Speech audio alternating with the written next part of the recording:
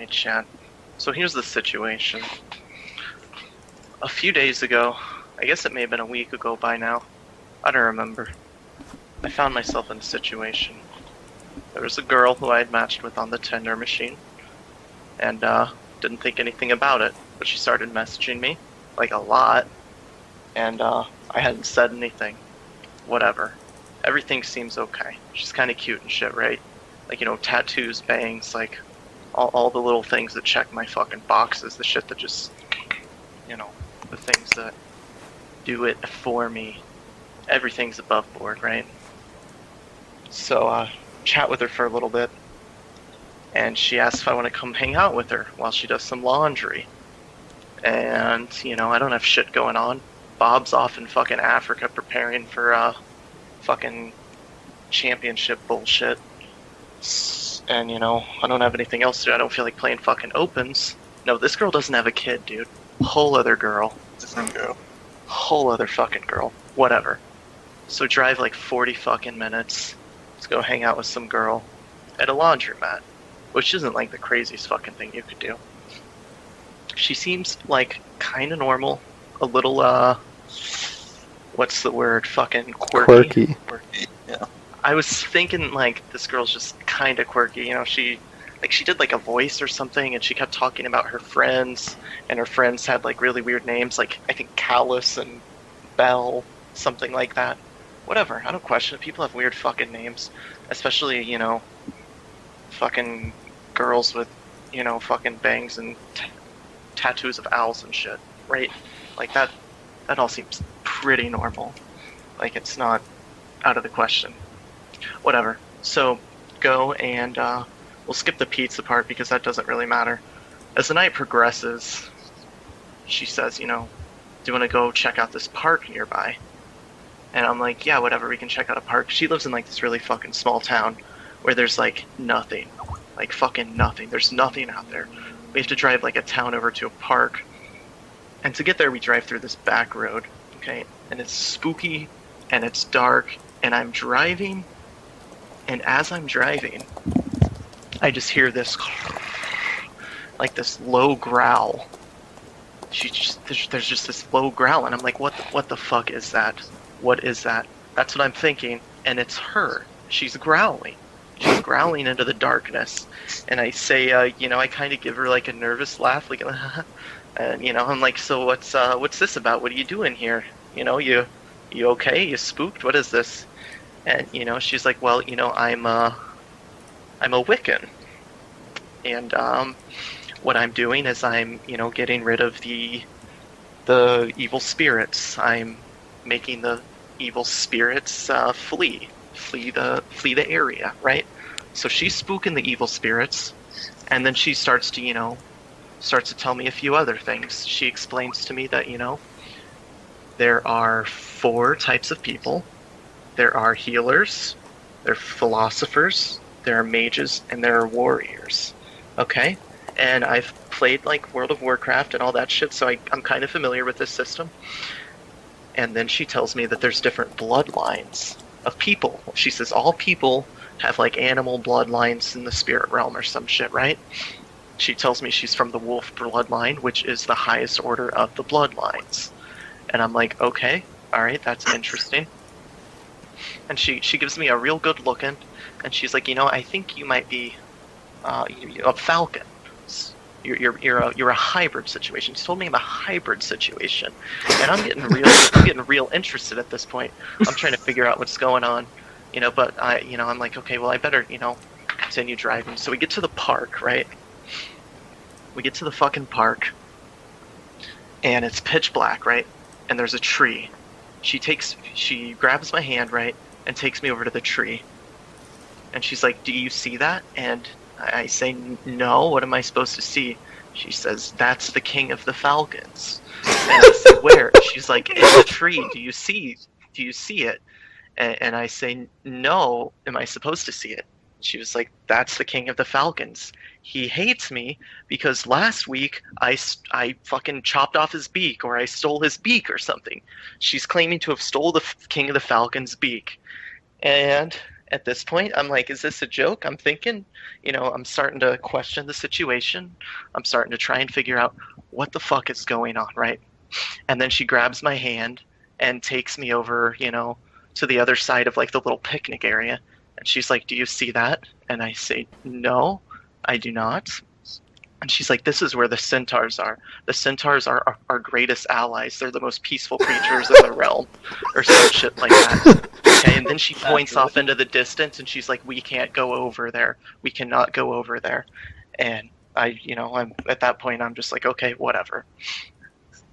And then we go back over to the car, and I'm like, so tell me more about myself. And she's like, okay, but I'm gonna need to call my dad. So she whips out her phone and she calls her dad.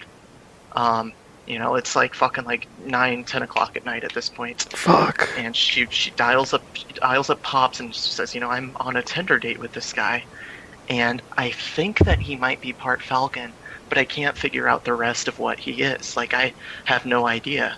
And then I hear the dad say, I can sense his presence.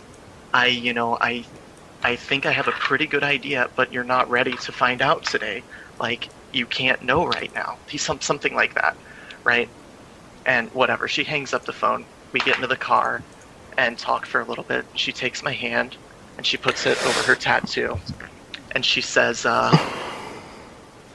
you feel that? Because she told me I'm a healer at this point. She takes my hand and puts it over her tattoo.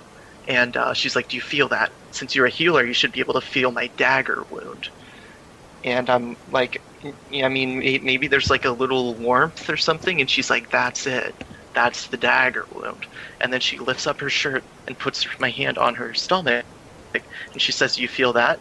And I'm like, I don't know. What am I supposed to feel? And she's like, that's where I was impaled. And she was like, do you know who did that?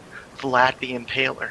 And at this point, shit starts going a fucking 100 miles per hour. She points off to the right, and she's like, do you see that over there? That's Slender Man. He's my lover. Do you see that over there? That's Bloody Mary. She's my fucking sister. The Slender Man is jealous because Belle and I are fucking, okay? And at that point, I'm convinced 100% that I'm on a fucking reality television program. I'm on a goddamn reality television program. So I've got to play it fucking cool because I'm getting punked right now. There's a dash cam. I don't know what the fuck's going on. And then she realizes exactly what bloodline I am. I'm half Falcon and I'm half Sloth. So she texts her dad. I figured it out. He's a sloth. Instantly, her dad replies, if that's true, I need to see him tonight. The sloths have been extinct for over 35,000 years. Bring a pack of Camel 100, and I need to see him tonight. So we proceed to drive 40 minutes, like way, way out of the way, to go hang out with her dad. And that's what we do.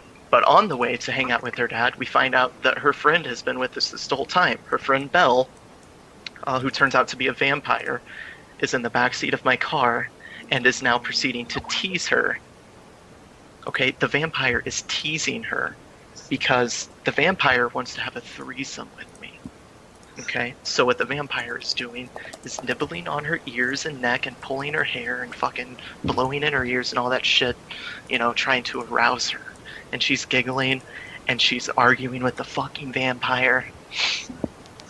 Anyways, 30 minutes later, after I have an interview with literally her and the vampire, not a fucking meme, the vampire's asking me questions, I'm asking the vampire questions, she's mediating. It's fucking bananas. This can be real, I swear to God this is real. That's why I didn't want to tell it, because it's so fucking unbelievable. No one should ever fucking believe this. Whatever. We show up at her fucking dad's house. He's like a pretty overweight guy wearing just like a fucking denim vest with his fucking beer gut hanging out, and that's it. There's fucking shit strewn out all over the house. There's fucking tarot cards. There's this big-ass fucking beautiful cat that loves the shit out of me, and they're watching the Food Network. Whatever. We hop in to the house, and the dad's acts like this is just a thing that happens all the fucking time. She's bringing dudes over at midnight, and they start talking about the war that's coming with the gods, and there's all kinds of spirits in the room. Like there's her vampire, her dad has a vampire. I learn about the history of all that, but it's, whatever. So, up until this point, I had thought, okay, maybe this is like kind of a crazy girl, right? I'm starting to lean towards that. And her family's going along with it, because that's just what you do if your fucking crazy daughter talks to a goddamn invisible vampire and thinks that, she's fucking Slender Man. But it turns out that her dad is talking to a vampire, and his fucking girlfriend is talking to her fucking vampire at the fucking same time, okay? Oh god, what else happened, dude? Oh, I can't even fucking wrap my head around all of it. It was such a fucking blur. The vampire is not a real person. The vampire is fucking nowhere. Oh god, I gotta pull up some of the fucking text messages, dude. Let me collect myself here. Like, I guess they believe that they are like these chosen people who are gonna like, be on the side of like the Nordic gods. Like they talk about like Nordic gods and shit. Like that's what they fucking believe in. And she also proceeds to tell her dad that she's really considering having a threesome with me and her vampire. I don't do this because that's a bad idea. Okay, on multiple levels. For the record, we're gonna get that out of the way. I did not dick this girl down. I did not, and I will not dick this girl down. This is very important, because she is fucking mentally fucking ill, dude. Anyways, it's mostly just uninteresting stuff after that, like a lot of conversation with her and the vampire and fucking Greek gods and fucking, I don't know, dude. Her dad tried to give me a toaster oven. It's honestly just fucking...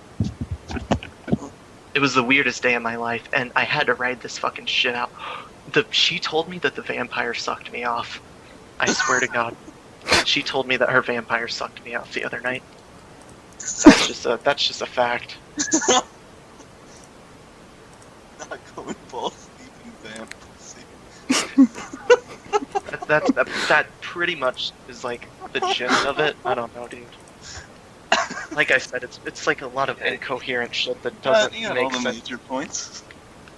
Oh, she showed me her porn history when we went out for pizza. I mean, that was like, but I mean, that shit's just like, whatever.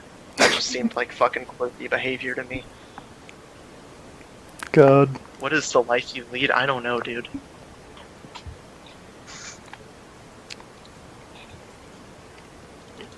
Oh. I did not, like, I wasn't trying to fuck this girl, like, it was very, like the second, like, we got, like, on the way to the park, this was a purely fucking scientific endeavor, dude. This was curiosity, dude. I just wanted a better understanding of the fucking universe. Of course. Of course. One off lethal? Mm-hmm. I did not tell Casey that story. I'm not sure how Casey would feel about that. So, yeah. That was the story of Frank and Vampire Girl.